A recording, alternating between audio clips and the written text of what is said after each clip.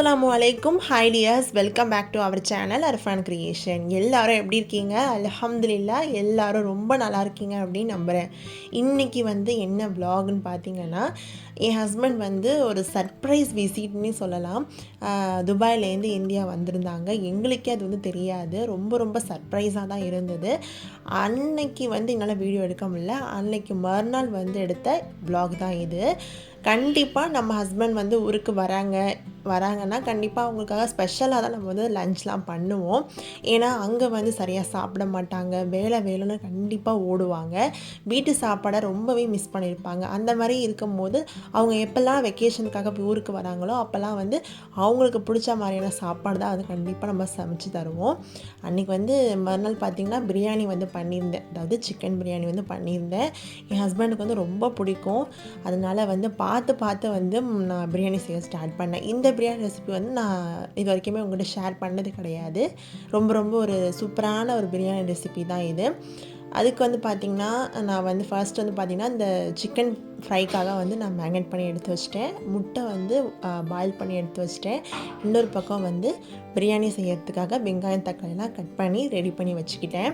இப்போ எப்படி செய்யறதுன்னு பார்க்கலாம்.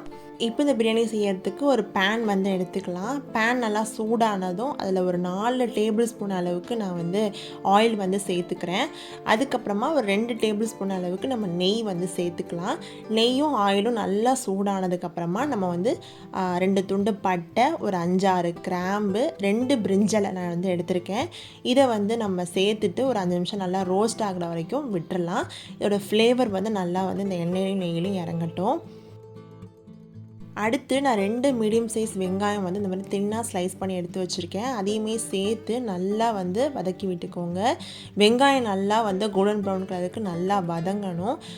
அதுக்கப்புறமா ஒரு 2 பச்சை மிளகாய் சேர்த்துருக்கேன். இதெல்லாமே சேர்த்து நல்லா இந்த அளவுக்கு நான் வெங்காயத்தை வதக்கி எடுத்துக்கிறேன். இந்த அளவுக்கு நல்லா ப்ரௌன் ஆனதுக்கப்புறமா நான் ஒரு 2 மீடியம் சைஸ் தக்காளியுமே சேர்த்துருக்கேன். நல்லா ஸ்லைஸ் பண்ணி சேர்த்துக்கோங்க. அப்போ தான் சீக்கிரமாக நமக்கு தக்காளி வதங்கி வரும். பிரியாணிக்கு எப்போவுமே வெங்காயமும் தக்காளியும் நல்லா வதங்கினா தான் அதோட டேஸ்ட்டும் ஃப்ளேவரும் சூப்பராக இருக்கும். இந்த ஸ்டேஜ்லேயே நான் பிரியாணிக்கு தேவையான அளவுக்கு உப்புமே சேர்த்துக்கிறேன். அப்போ உங்களுக்கு இன்னுமே சீக்கிரமாக தக்காளி வதங்கிடும்.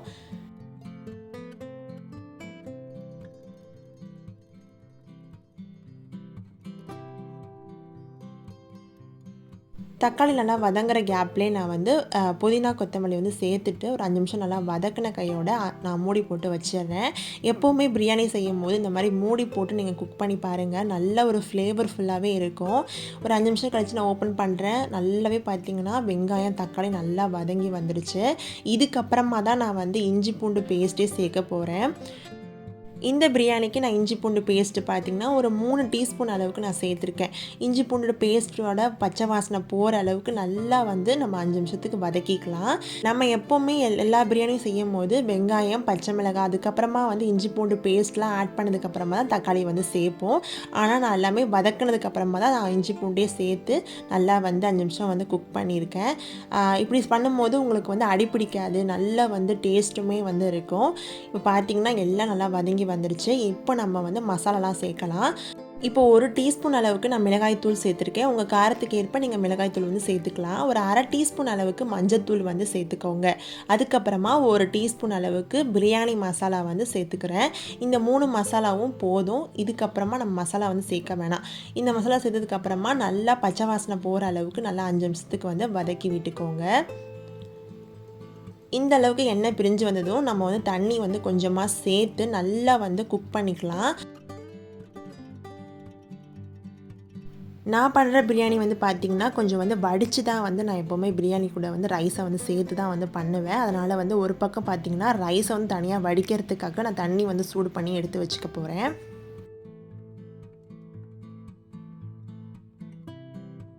இப்போ நம்ம தண்ணி நல்லா கொதிச்சிருச்சான்னு பார்க்கலாம். நல்லாவே கொதிச்சிருச்சு. இந்த ஸ்டேஜில் நம்ம சிக்கன் சேர்த்துக்க போகிறோம். நான் இந்த பிரியாணிக்கு வந்து பார்த்திங்கன்னா ஒரு 1/2 கிலோ சிக்கன் போல் எடுத்திருக்கேன். நல்ல ஒரு போன் பீஸஸாக உள்ள மாதிரி நான் எடுத்திருக்கேன். இந்த மாதிரி நம்ம வந்து சேர்க்கும் போது நல்லாயிருக்கும் பிரியாணி. டேஸ்ட்டும் ஃப்ளேவரும் சூப்பராகவே இருக்கும். நம்ம சிக்கன் சேர்த்ததுக்கப்புறமா நல்லா கலந்து விட்ட கையோட நான் வந்து ஒரு 1/4 கப் அளவுக்கு தயிர் வந்து சேர்த்துக்கிறேன்.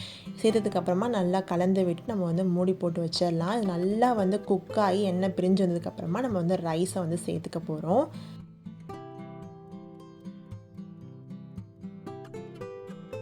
பிரியாணிக்கு வெங்காய பச்சடி இல்லாமல் கண்டிப்பாக இருக்காது. பிரியாணி வந்து ஒரு பக்கம் நான் செஞ்சுக்கிட்டே வந்து நான் வெங்காய பச்சடியும் செய்ய ஸ்டார்ட் பண்ணிட்டேன். வெங்காயம், பச்சை மிளகாய், தயிர், உப்புலாம் சேர்த்துட்டு அதுக்கப்புறமா எலுமிச்சைப்பழம் சேர்த்து நல்லா வந்து ரெடி பண்ணி எடுத்து வச்சுக்கிட்டேன். என் ஹஸ்பண்ட் வந்து பார்த்திங்கன்னா சாதாரண வெஜிடபிள் பிரியாணி பண்ணால் கூட வெங்காய பச்சடி வந்து இருக்கான்னு கேட்பாங்க. அதனாலே வந்து வெங்காய பச்சடி வந்து நான் வந்து சைட் பை சைடு வந்து ரெடி பண்ணி எடுத்து வச்சுக்கிட்டேன். இந்த பக்கம் ரைஸை வந்து பாயில் பண்ணுறதுக்காக வச்சுருந்த தண்ணியுமே நல்லா சூடாகிடுச்சு. எப்போவுமே பிரியாணி செய்கிறதுக்கு முன்னாடி ரைஸை வந்து 30 நிமிஷம் நல்லா ஊற வச்சுட்டு நம்ம வந்து சேர்த்தோம்னா சீக்கிரமாக நமக்கு ரைஸ் வந்து குக் ஆகிடும். இது வந்து பார்த்திங்கன்னா ஒரு 70% அளவுக்கு குக் ஆனாலே போதும். ஒரு 5 நிமிஷம் தான் ஆகும். அந்த அளவுக்கு நம்ம குக் பண்ணாலே போதும். பார்த்திங்கன்னா நல்லாவே தெரியும், நல்லா பாதி அளவு குக் ஆகிடுச்சு. இப்போ நான் வந்து வடித்து எடுத்து வச்சுக்கிறேன் இந்த ரைஸை. ஒரு 5 நிமிஷம் கழிச்சு நான் ஓப்பன் பண்ணி பார்க்குறேன். நல்லாவே பார்த்தீங்கன்னா பிரியாணியோட கிரேவி வந்து சூப்பராகவே ரெடி ஆகிருந்தது. அது பார்த்தீங்கனாலே தெரியும், நல்லா எண்ணெய் பிரிஞ்சு வந்து நல்லா சிக்கன்லாம் பார்த்தீங்கன்னா சூப்பராகவே குக் ஆகிருந்தது. இந்த மாதிரி ஸ்டேஜில் தான் நம்ம வந்து ரைஸே சேர்க்கணும். ரைஸை பார்த்திங்கன்னா நல்லாவே தண்ணிலாம் வடிச்சிட்டு இந்த மாதிரி நல்லா ட்ரை பண்ணதுக்கப்புறமா தான் நம்ம வந்து ரைஸை வந்து சேர்த்துக்கணும். சேர்த்ததுக்கப்புறம் பார்த்திங்கன்னா நல்லா வந்து இந்த கிரேவியோட நல்லா வந்து மிக்ஸ் பண்ணிக்கோங்க. ரைஸ் வந்து உடையவே கூடாது. ரொம்ப ரொம்ப பொறுமையாக லைட்டாக நீங்கள் வந்து மிக்ஸ் பண்ணாலே போதும். இந்த கிரேவி வந்து இந்த ரைஸில் எல்லா பக்கமும் நல்லா கோட் ஆகிற மாதிரி நல்லா வந்து மிக்ஸ் பண்ணிக்கோங்க. ஆனால் வந்து ரைஸ் மட்டும் உடையாமல் பார்த்துக்கோங்க. அந்த அளவுக்கு பொறுமையாக நல்லா கலந்து விட்டுக்கலாம்.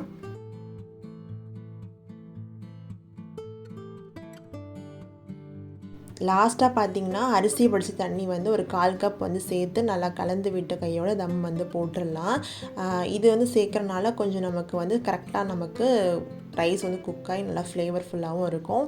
கீழே வந்து பார்த்திங்கன்னா தோசைக்கல் வச்சுட்டு மேலே வந்து பிரியாணி வச்சு நல்லா ஒரு சில்வர் பாயில் பேப்பர் போட்டு நல்லா வந்து டைட்டாக கவர் பண்ணி மேலே வந்து தட்டு போட்டு நம்ம வந்து வெயிட்டுக்காக மேலே வச்சுட்டு ஒரு 5 மினிட்ஸ் பார்த்திங்கன்னா ஹை ஃப்ளேமில் வந்து குக் பண்ணிக்கலாம். அதுக்கப்புறமா ஒரு 10 மினிட்ஸ் வந்து லோ ஃப்ளேமில் குக் பண்ணி இறக்கிட்டோன்னா நம்மளுடைய பிரியாணியுமே வந்து சூப்பராக பெர்ஃபெக்டாக குக் ஆகிடும்.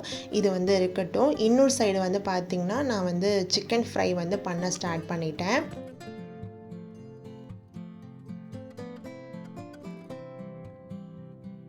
நான் சொன்ன டைம் பார்த்திங்கன்னா 15 மினிட்ஸு. அதுக்கப்புறமா ஒரு 10 மினிட்ஸ்க்கு அப்புறமா தான் நான் வந்து பிரியாணி ஓப்பன் பண்ணேன். ரொம்ப ரொம்ப சூப்பராக பர்ஃபெக்டாகவே வந்து குக் ஆகிருந்தது. பிரியாணி பண்ணவே தெரியாது, நான் இப்போ தான் கற்றுக்குறேன் அப்படின்னாலுமே இந்த பிரியாணி கண்டிப்பாக ட்ரை பண்ணலாம். ஏன்னா இது ஈஸியான நிறைய டிப்ஸோடு தான் நான் இந்த பிரியாணி வந்து உங்கள்கிட்ட ஷேர் பண்ணியிருக்கேன். ஒரு பர்ஃபெக்டான சிக்கன் பிரியாணி கண்டிப்பாக நீங்களும் வீட்டில் ஈஸியாக ட்ரை பண்ணி பார்க்கலாம். மஸ்ட்டு ட்ரைன்னு தான் சொல்லுவேன். இன்ஷா அல்லாஹ் நீங்களும் வீட்டில் ட்ரை பண்ணி பார்த்துட்டு எப்படி வந்தது அப்படின்னு கண்டிப்பாக என்கிட்ட ஷேர் பண்ணுங்கள்.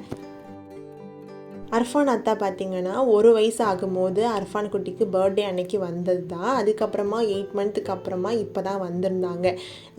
ஒரு விவரம் தெரிஞ்சதுக்கப்புறம் பார்த்திங்கன்னா அர்ஃபான் குட்டிக்கு வந்து அவங்க அத்தானா ரொம்ப பிடிச்சி போச்சு. வீடியோ காலில் அத்தா பேசினாலே அவன் வந்து கிட்ட வந்து உட்காந்து பேசுவான்.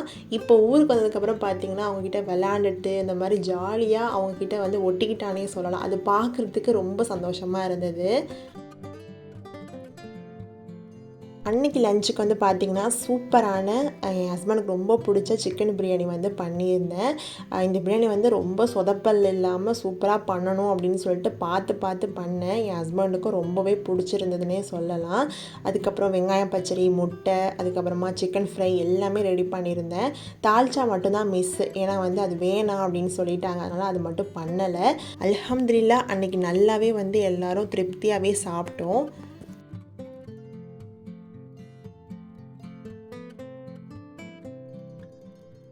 சாப்பிட்டதுக்கப்புறம் பார்த்தீங்கன்னா என் ஹஸ்பண்ட் வந்து பொட்டி பிரிக்க வந்து ஸ்டார்ட் பண்ணிட்டாங்க. இந்த பொட்டியில் வந்து எதிர்பார்க்குற அளவுக்கு ஒன்றும் இருக்காது. என்னன்னு பார்த்தீங்கன்னா என் ஹஸ்பண்ட் வந்து திடீர்னு தான் ஊருக்கே கிளம்புனாங்க. அதாவது அவங்களுக்கே தெரியாது நம்ம ஊருக்கு போகிறோம் அப்படின்ட்டு. டக்குன்னு வந்து டிக்கெட்லாம் போட்டு அந்த மாதிரி தான் வந்து கிளம்பி வந்தாங்க. அதனால தான் எங்ககிட்டயே சொல்லலைன்னே சொல்லலாம். அவங்களுக்கு தேவையான சில திங்ஸ் எல்லாமே இருந்தது அந்த பொட்டியில். அதுக்கப்புறமா நான் ரொம்ப நாளாக கேட்டேன், குக் பண்ணுற பேன் வந்து வாங்கிட்டு வந்திருந்தாங்க. இது ரொம்ப நாளாக நான் கேட்டது ஒன்று, அதனால் வந்து எனக்காக வாங்கிட்டும் வந்திருந்தாங்க. அவ்வளோதான், ரொம்ப சிம்பிளான ஒரு பொட்டி ஜாமான் தான், ரொம்ப அதிகமாகலாம் எதுவும் இல்லை. ஒரு திடீர்னு கிளம்புறப்போ எதுவுமே வாங்குறதுக்கும் தோணாதில்ல, அந்த மாதிரி தான். இதுதான் வந்து பார்த்திங்கன்னா வாங்கிட்டு வந்த சில திங்ஸு. இதுவே போதும் அப்படிங்கிற மாதிரி தான் இருந்தது. ஏன்னா ரொம்ப நாளாக நான் இந்த பேன்லாம் வந்து கேட்டுகிட்டே இருந்தேன். அது வாங்கிட்டு வந்தனாலே எனக்கு வந்து அது பெருசாக வந்து தெரியலை. அர்ஃபான் குட்டிக்கு டாய்ஸ்லாம் பார்த்திங்கன்னா போன தடவை வந்தப்போ நிறையா வாங்கிட்டு வந்தனால இந்த தடவை எதுவும் அவங்க வாங்கவும் இல்லை, வாங்குறதுக்கு டைமும் இல்லை. இல்லைனா வந்து கண்டிப்பாக அர்ஃபான் குட்டிக்காக நிறையா வாங்கிட்டே வந்திருப்பாங்க. திடீர்னு வந்தனால பெரிய ஷாப்பிங் எதுவுமே இல்லாமல் சும்மா இருக்கிறத மட்டும் எடுத்துக்கிட்டு எனக்கு நான் கேட்டதை மட்டும் வாங்கிட்டு வந்திருந்தாங்க. இந்த பேனோட மூடியில் உள்ள அந்த புடி வந்து நம்ம தான் வந்து செட் பண்ணி வைக்கணும் போல். அது எனக்கு தெரியவே தெரியாது. நானும் வந்து இப்படி அப்படின்னு வந்து மாட்டி பார்த்தேன். எனக்கு அது வந்து தெரியவே இல்லை. நானே ஒரு மாதிரி அரேஞ்ச் பண்ணேன், ஆனால் தப்பாக அது வந்து அரேஞ்ச் பண்ணதை பார்த்துட்டு என் ஹஸ்பண்ட் வந்து அப்படி கிடையாது, இப்படி தான் வந்து பண்ணணும் அப்படின்னு சொல்லிட்டு அவங்க வந்து ஃபஸ்ட்டு ஒரு மூடியை வந்து எனக்கு செட் பண்ணி கொடுத்தாங்க. அதுக்கப்புறமா நான் இன்னொரு மூடியை வந்து நானே வந்து செட் பண்ணேன்.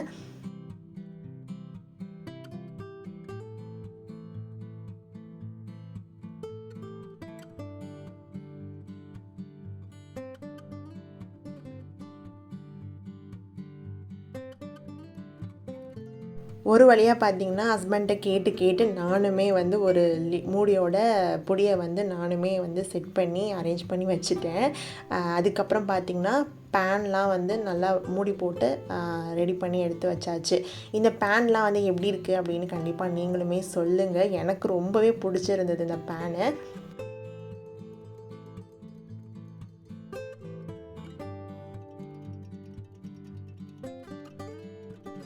அன்றைக்கி ஈவினிங் பார்த்திங்கன்னா நான் ஹஸ்பண்ட்காக வந்து ஒரு கேக் வந்து பண்ணியிருந்தேன். ப்ளைன் கேக்குன்னு கூட சொல்லலாம். இந்த பேக்கரிலாம் வந்து கிடைக்கும்ல ப்ளைன் கேக், அந்த மாதிரியான கேக் தான் வந்து பண்ணியிருந்தேன். இதோட ரெசிபி வந்து நான் அடுத்த ஒரு வீடியோவில் நான் ஃபுல்லாக டீட்டெயிலாக வந்து உங்கள் கூட ஷேர் பண்ணுறேன். என் ஹஸ்பண்ட் வந்து ஊருக்கு வந்ததும் கேட்ட முதல் கேள்வி என்னென்னா ப்ரௌனி கேக் பற்றி தான்.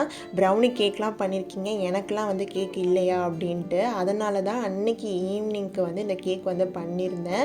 ரொம்ப ரொம்ப சூப்பராகவே இருந்தது. என் ஹஸ்பண்டுக்கும் ரொம்ப பிடிச்சிருந்ததுன்னே சொல்லலாம்.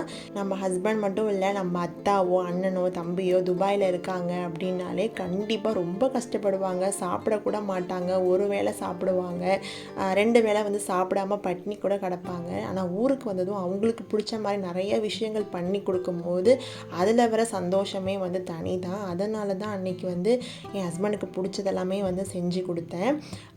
இந்த வ்ளாக் கண்டிப்பாக உங்கள் எல்லாருக்கும் பிடிச்சிருக்கும் அப்படின்னு நினைக்கிறேன். வீடியோ ஃபுல்லாக பிடிச்சிருந்தா மறக்காமல் லைக் பண்ணுங்கள், உங்கள் ஃப்ரெண்ட்ஸ் அண்ட் ஃபேமிலிக்கும் மறக்காமல் ஷேர் பண்ணுங்கள். உங்களோட கருத்துக்கள் எதுவாக இருந்தாலும் கமெண்ட் பாக்ஸில் சொல்லுங்கள். நம்ம சேனல் பிடிச்சிருந்தா மறக்காமல் சப்ஸ்கிரைப் பண்ணிக்கோங்க. தேங்க்ஸ் ஃபார் வாட்சிங் டியர்ஸ். அஸ்ஸலாமு அலைக்கும். எல்லாரும் ஹாப்பியாக சந்தோஷமாக இருங்க.